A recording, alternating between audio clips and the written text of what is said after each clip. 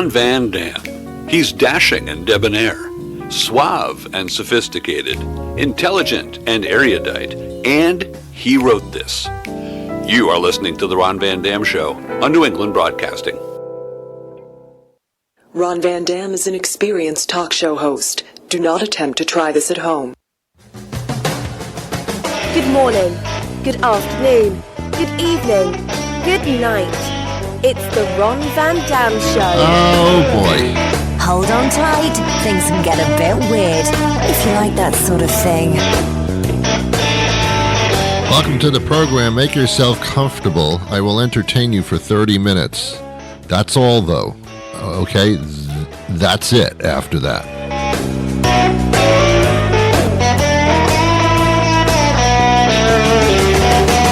Hope you had a wonderful Thanksgiving. I really do, just because you're supposed to say that. I really don't care very much, but hope you had a good one. Did you enjoy your... I've got turkey coming out of my butt. Oh, that didn't sound right. You know what I mean. I've got a lot of turkey left over. I always do. And I eat turkey until I can't stand it anymore. Happy Thanksgiving to you.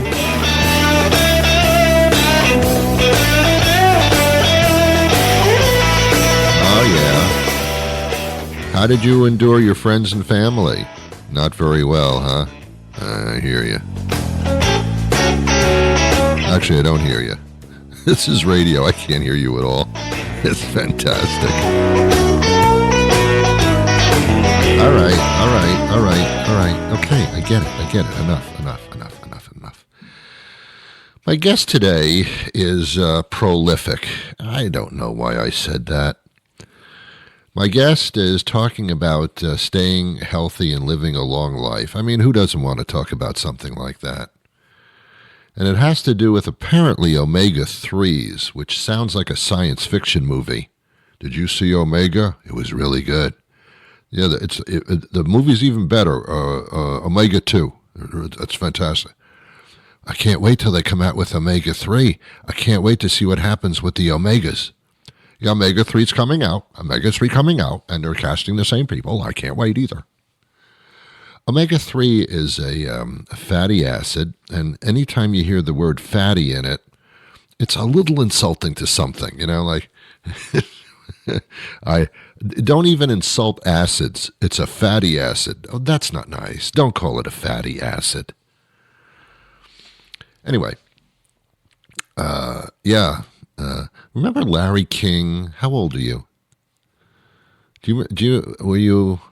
Larry King, this generation doesn't know what I'm talking about. Larry King was a television interviewer host kind of guy, and he interviewed like everybody, and he did it forever. And Larry King passed away, I believe, at the age of 89. I think so, yeah, something like that. And he did commercials on television in his later life for Omega-3, these little pills you take, and it's supposed to make you Omega-like. I don't know. But he said, this is great for your blood. It keeps you alive forever. Well, didn't work for you, Larry, but no, he lived a long life. But he was a spokesperson for these Omega-3 pills. And I hadn't heard much about Omega-3 since. You are supposed to have fish once a week, at least, because you need omega-3s in your body, and if it's a ocean fish, not so much the farm-raised. No one knows how to raise something in a farm. But the ocean, the real wild caught. Did you catch that fish? Yes, and it was wild, man. Whoa.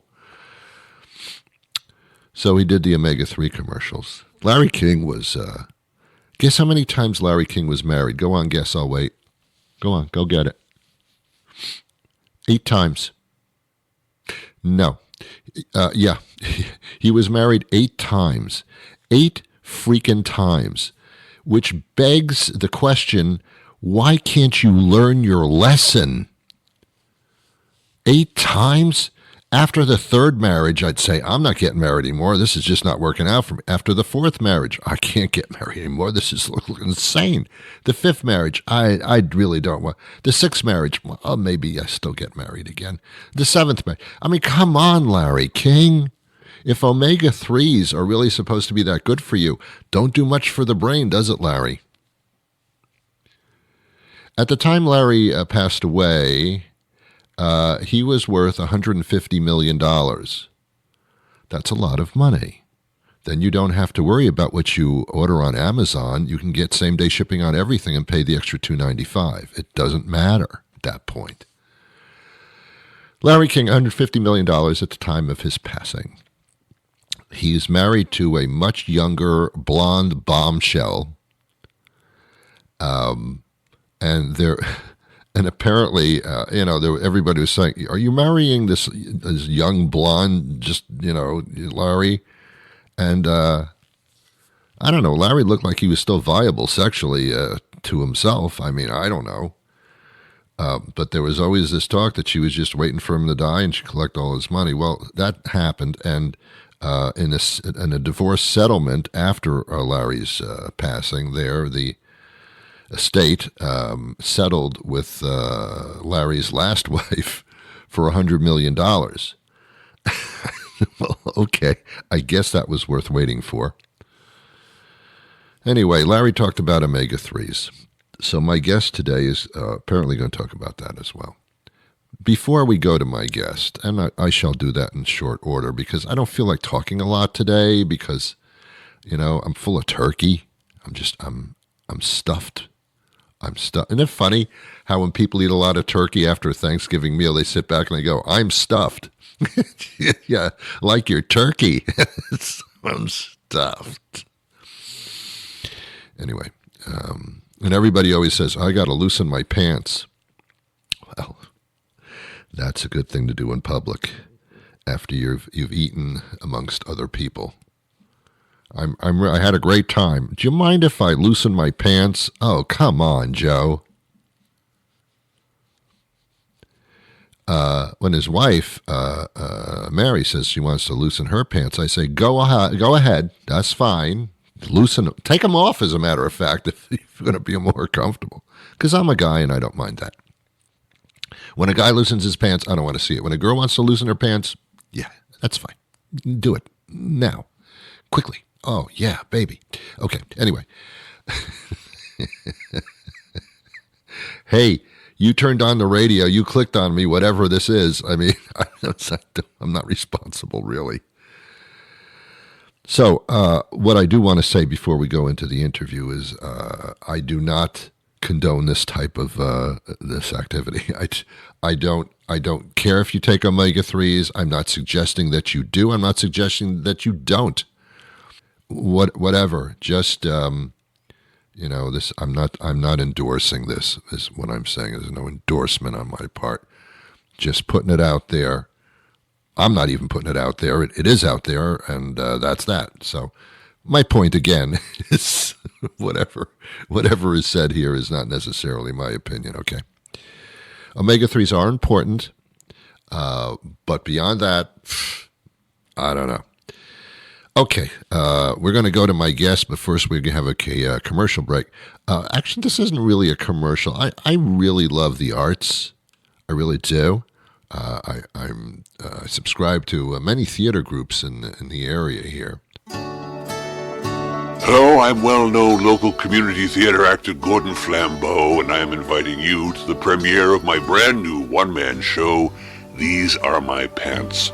Over the years, I have never gotten rid of any of the pairs of pants that I've owned. That's right, even since I was a boy. My house is now full of well-preserved pants, and in this enthralling solo piece, I'll take you through my life, one pair of pants at a time. You'll see and hear about my favorite pair of short pants from when I was just a toddler. Experience the thrilling revelation of my first pair of dungarees as a teen and the hesitant trepidation of putting on a pair of dress pants for the first time. Yes, we'll even go through my wild and crazy corduroy years. Slacks, shorts, cargo pants, oh my goodness, it's a fantastic journey you won't soon forget. Join me, well-known local community theater actor Gordon Flambeau at the O'Rourke Center for the Performing Arts for These Are My Pants. The show opens this Friday at 7 p.m. and runs as long as anyone's interested. Tickets are $20. I will accept 10, even 5. I hope to see you there.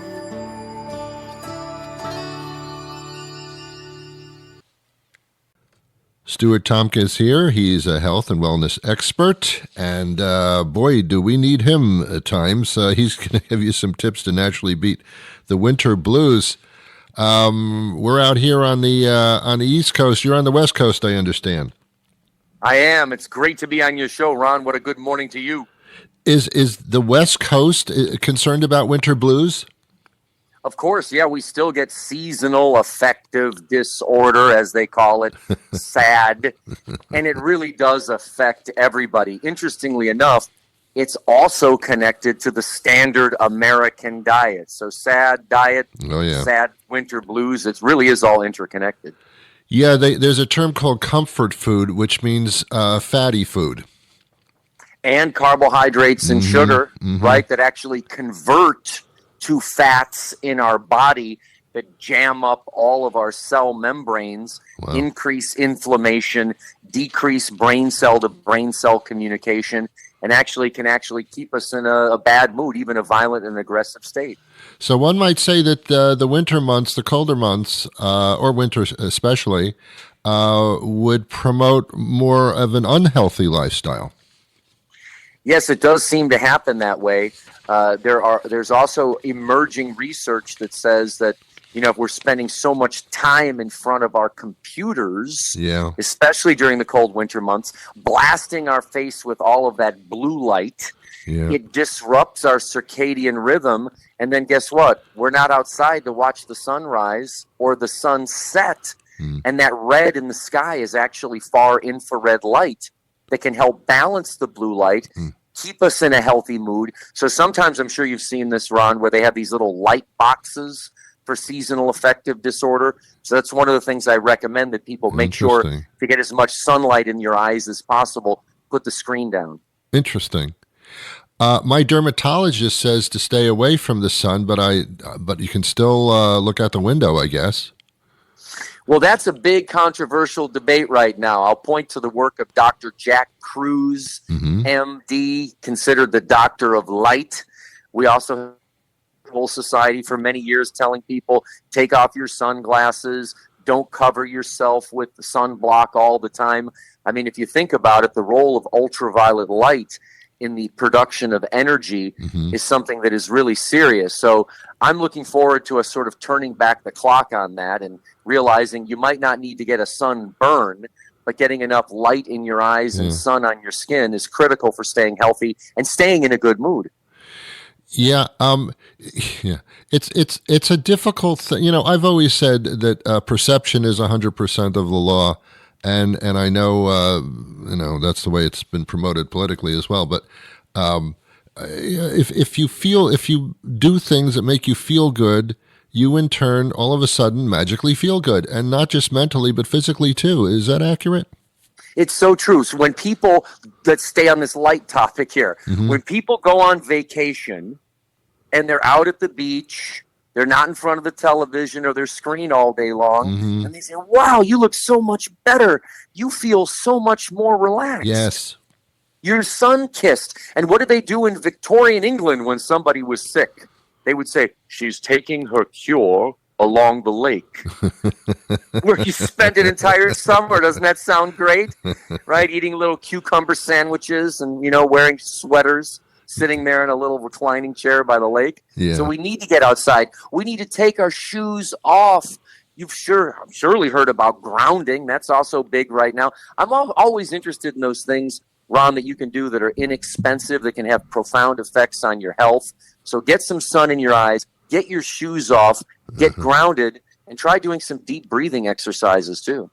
Yeah, let's talk about exercises, because it is more of an indoor situation, especially in the Northeast. There's ice and snow. Well, there used to be before the earth changed. But there used to be a lot of ice and snow.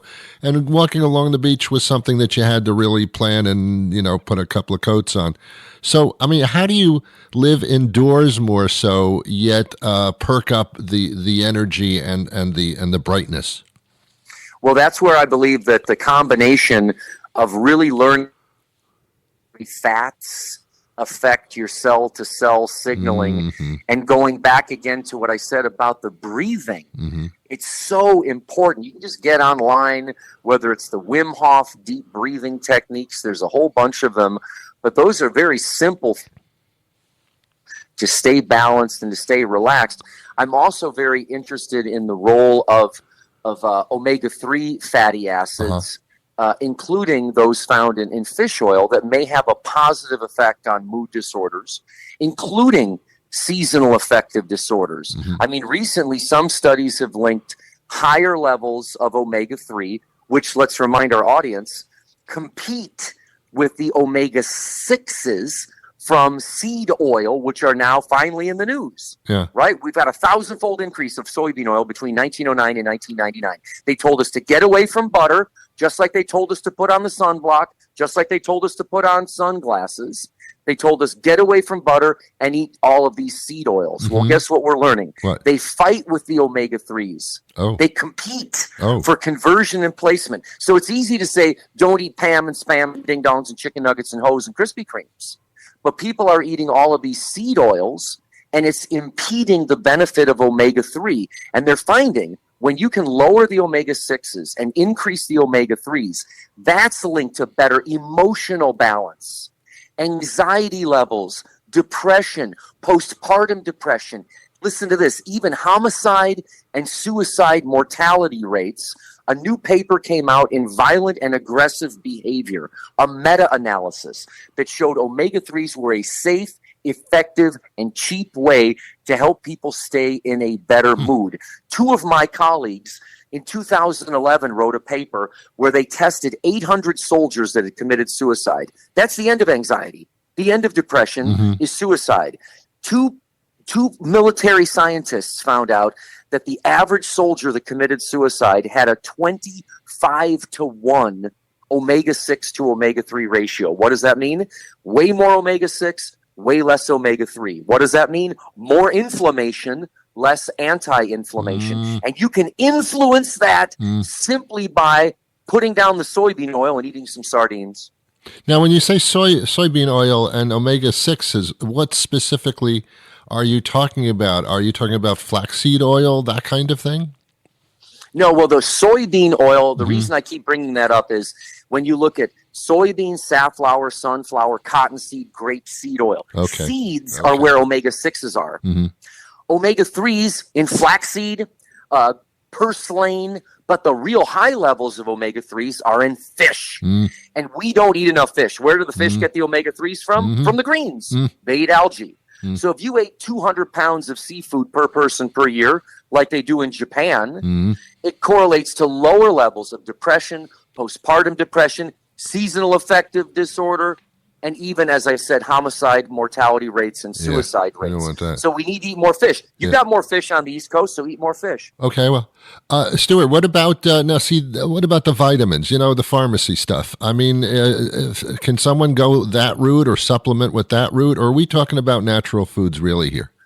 Look, at food is your medicine. That's what Hippocrates said. That's best. Most people don't do it. In the absence of that, what I recommend is people test their omega-3 levels. There's these new simple at-home blood spot tests. Oh, really? You prick your finger, you put 2 drops on the blotter, send it into the laboratory, they send it out to Oslo, Norway, email you back the results. You see, if you're not testing, you're guessing. So I only recommend the omega-3 supplements, if they have the right antioxidants in them. Most commercial omega-3 products have rosemary and vitamin E. There's no rosemary in fish. There's no vitamin E in fish. You need to look for omega-3 supplements with polyphenols to protect them. But ultimately, if you're not testing, you're guessing. If you are not testing, you are guessing. So that's my big message to the audience. If you want to beat seasonal affective disorder, if you want to support every cell in your body, if you want better emotional balance, you need a 3-to-1 omega-6 to omega-3 ratio in the tissue, which is the issue. 3-to-1. Interesting. And if you don't know that number, you're guessing. So, you know, we're talking about mental stuff and physical stuff. Let's talk about anxiety, because a little more than half the country is feeling that on a daily basis, more so than they did before. Do the foods you eat contribute to anxiety problems? Exactly. That's why I was so excited to talk to you about this. We're now learning that the brain is indeed a supercomputer made out of fat. And when there's too much inflammation in the brain and a deficit of the right type of omega-3 fatty acids, you have a fraction of the brain cell to brain cell communication. And when it comes to anxiety, what do we have out on the market? Benzodiazepines. They are so dangerous. Avoid them at all costs. So if we can get your cells healthy, we can get signals into the cell, we can get nutrients into the cell, and waste products out. There are many papers. Go to pubmed.gov. Google it.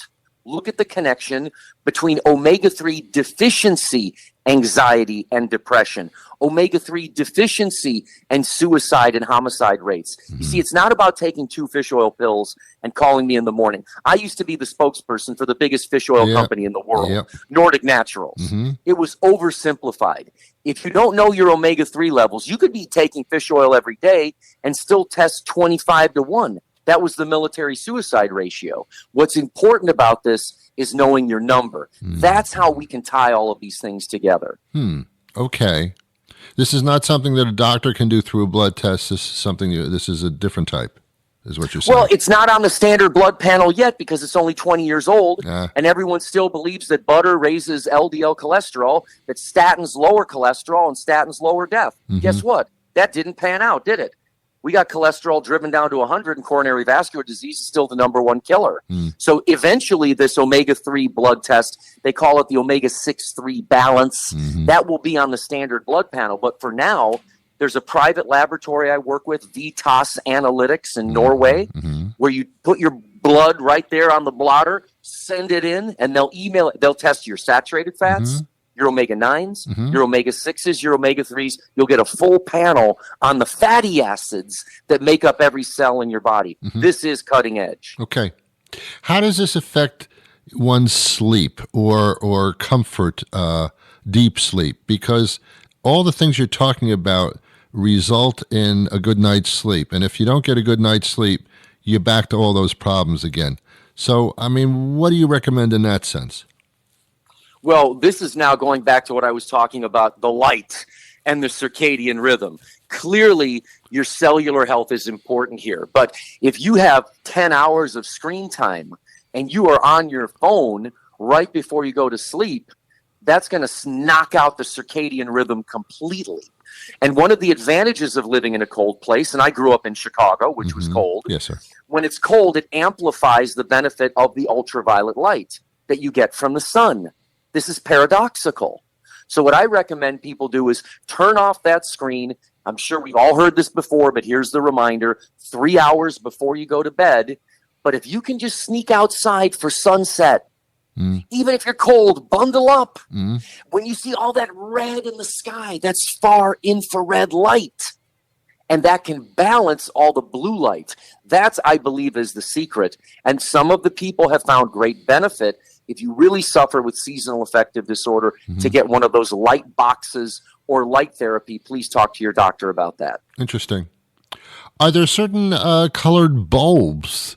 A little bit off topic here, Stuart, but are there certain colored bulbs? We have all these temperatures of bulbs now for the winter because you're indoors and, you know, you light up your interior.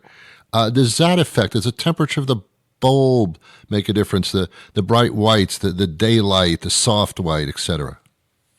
Well, this is an interesting area. There's a big push now to sell people far infrared light therapy. I have nothing to do with that industry. Right. It's something that I'm very, very interested in, but I'm sure you've seen it online.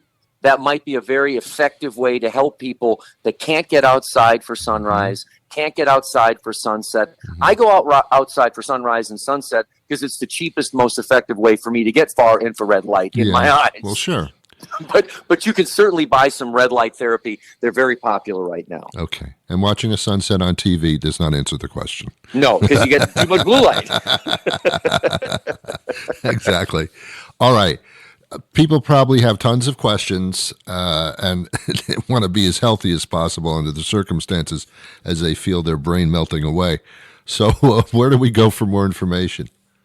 Well, I would recommend going to Test Omega-3. It's the number testomega3.com. If you want to find the most important number for health and longevity with the best solution I have ever found, testomega3.com, so you can start testing, stop guessing. But also Google omega-3 deficiency and aggression. There's a brand new paper in the Journal of Aggressive and Violent Behavior. If there's one piece of literature that can help convince you why you need to get a high omega-3 level, that might do it. And of course, there's Google Scholar, PubMed.gov. We all have access now to artificial intelligence. So start learning more about how the omega-6-3 balance and the omega-3 index, that's really how you're going to benefit from these interventions, not some celebrity endorsement, and not listening to some commercial. Let's go with the data. Okay.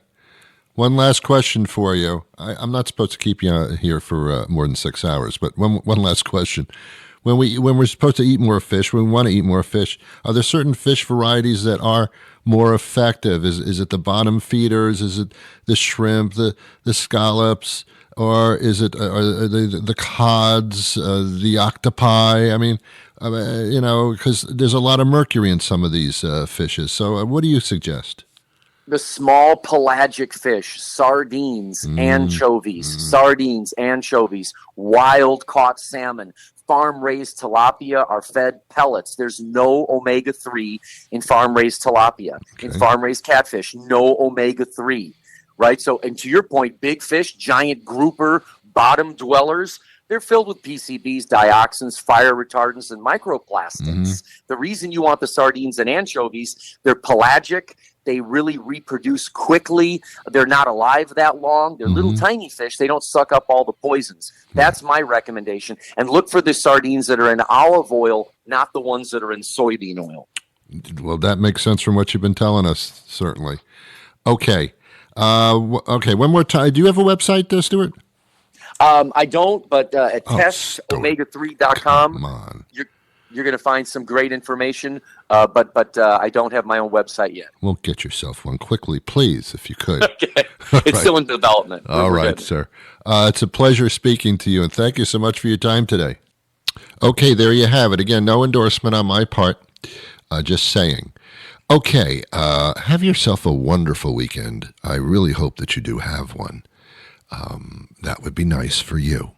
I'll be back on Monday with a brand new episode, but until that time arrives, I wish you peace.